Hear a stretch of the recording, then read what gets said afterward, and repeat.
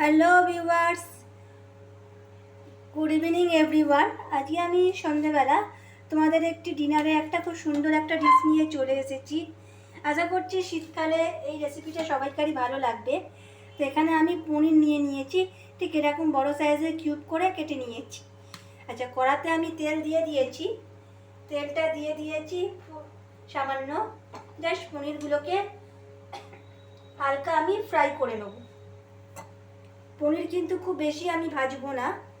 পনিরগুলোকে তেল গরম হয়ে গেছে, খুব সামান্য আমি ফ্রাই করে দেবো। আচ্ছা, এই রেসিপিটার নাম হচ্ছে পনির হরিয়ালি মশালা। খুব সুন্দর এটা খেতে হয় পোলাও, ফ্রাইড রাইস বা রুটি, রুমালি রুটি, তন্দুরি, কুলচা এর সাথেও খুব ভালো যায়। পনিরগুলোকে আমি একে একে আমি দিয়ে দিচ্ছি। এখানে আমি 250 পনির এনেছি। পনিরগুলো একে একে আমি অ্যাড করে দিচ্ছি। পনিরগুলোকে দেওয়ার পর এখানে আমি দিয়ে দেবো স্বাদ মতো নুন। খুব সামান্য আমি নুন অ্যাড করছি।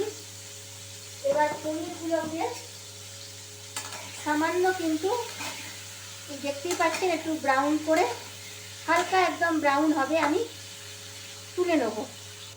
পনিরগুলো ভাজা হয়ে গেছে। আমি একটা হাতার সাহায্যে, যাতে ভেঙে না যায়, পনিরগুলো আমি তুলে নিচ্ছি।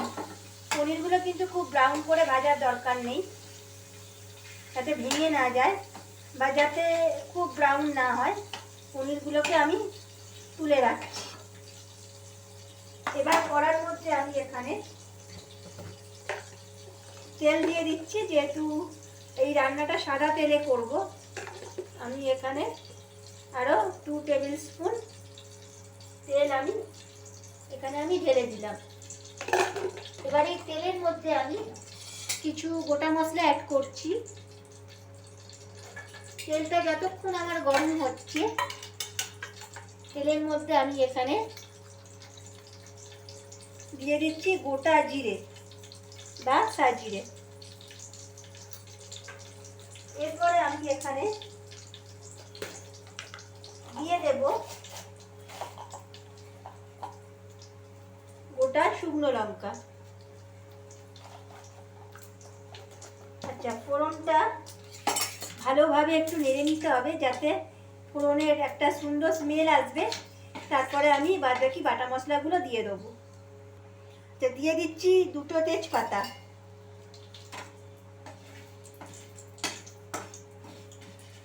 আচ্ছা, গ্যাসের ফ্লেমটা একটু মিডিয়াম রাখছি।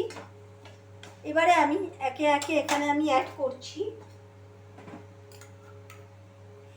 আদা আর পেঁয়াজ বাটা। এখানে আমি কিন্তু কোনো রকম রসুন ইউজ করছি না, তোমরা চাইলে কিন্তু রসুনও দিতে পারো। এখানে আমি 1/2 ইঞ্চি আদা আর একটা পেঁয়াজ ভালো করে আমি সেদ্ধ করে নিয়েছি, মানে ভাপিয়ে নিয়েছি। তারপরে আমি তাকে পেস্ট বানিয়ে নিয়েছি।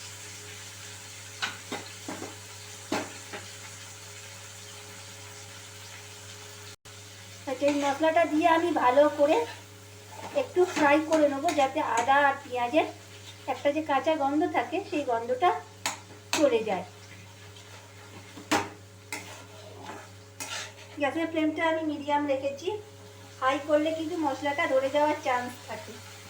এবারে আমি মশলার যে বাটি ধোয়া জলটা সামান্য আমি দিয়ে দিচ্ছি।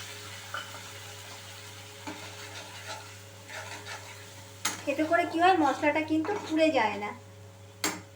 এরপরে আমি একে একে কিছু মশলা আমি দিয়ে দিচ্ছি। রেড চিলি পাউডার সামান্য,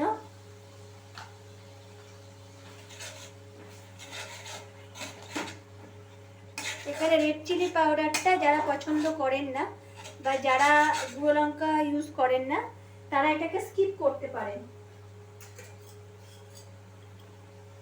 দিয়ে দিচ্ছি ধনে গুঁড়ো 1 চামচ,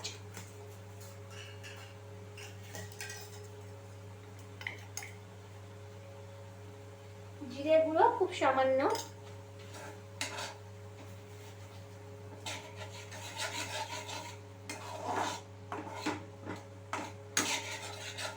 এবারে আমি একটা বাটা মশলা ইউজ করছি, সেটা হচ্ছে এখানে আমি কাজু নিয়ে নিয়েছি আর সামান্য চারমগজ আর তার সঙ্গে সামান্য টক দই খুব ভালো করে, আর সঙ্গে কাঁচা লঙ্কা নিয়ে আমি ফেটিয়ে নিয়েছি।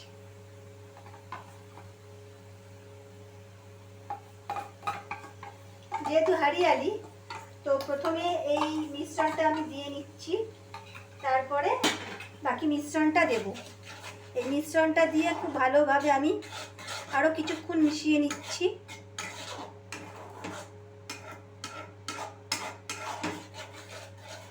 এবারে আমি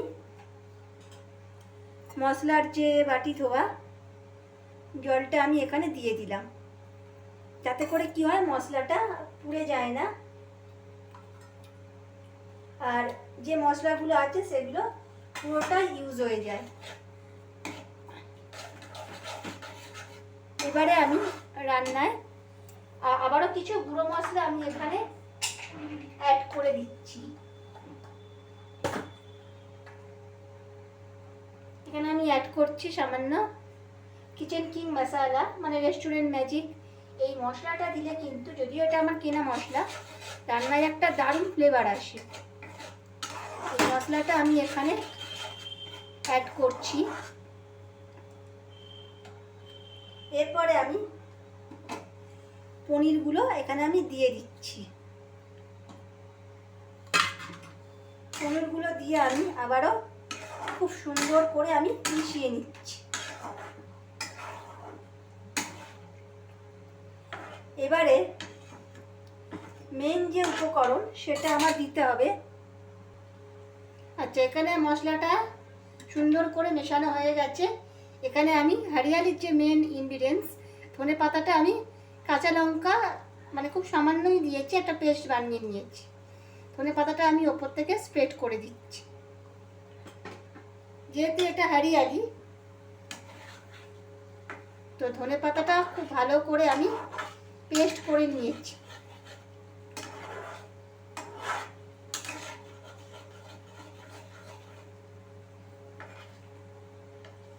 ধনে পাতাটা যখন আমি পেস্ট করেছিলাম দিয়ে দিয়েছিলাম সামান্য লেবুর রস, তাতে করে একটা গ্রিন কালারের একটা ফ্লেভার আসে। ধনে পাতাটা দিয়ে আমি, দেখতেই পাচ্ছেন কালারটা খুব সুন্দর হয়ে চলে এসেছে। এবারে আমি গ্যাসের ফ্লেমটা কমিয়ে দিলাম আর ঢাকনা দিয়ে ঢেকে দিলাম 3 মিনিট মতন। আচ্ছা, 3 মিনিট পর আমি ফিরে এলাম। তো এখানে আমি নুনটা দিইনি, নুনটা স্কিপ করে গেছিলাম। পনিরটা ভাজার সময় যেহেতু নুন ছিল, 1.5 চামচ মতো নুন আমি এখানে দিয়ে দিলাম। আর খুব আলতো করে আমি নেড়ে দিচ্ছি, যাতে করে মশলাটা সঙ্গে নুনটা যাতে খুব ভালোভাবে এখানে মিশে যায়। আবারও আমি ঢাকনা দিয়ে 2 মিনিট মতন ঢেকে দেবো। আচ্ছা, আমার তৈরি হয়ে গেছে হরিয়ালি পনির মশলা। আমি ওপর থেকে সানরাইজের গুঁড়ো গরম মশলা দিয়ে হালকা করে একটু স্প্রেড করে দিচ্ছি। তো দেখতেই পাচ্ছ আমি খুব সুন্দর করে বানিয়ে নিয়েছি পনির হরিয়ালি মশলা। আমি ঠিক যেরকমভাবে বানালাম বাড়িতে সকলকে বানিয়ে খাওয়াবে। অবশ্যই পাশে বেল নোটিফিকেশান আইকনটি ক্লিক করবে, আমার চ্যানেলটি সাবস্ক্রাইব করতে ভুলবে না। ধন্যবাদ। আর রান্নাটা করে কেমন লাগলো অবশ্যই জানাবে কমেন্ট করে।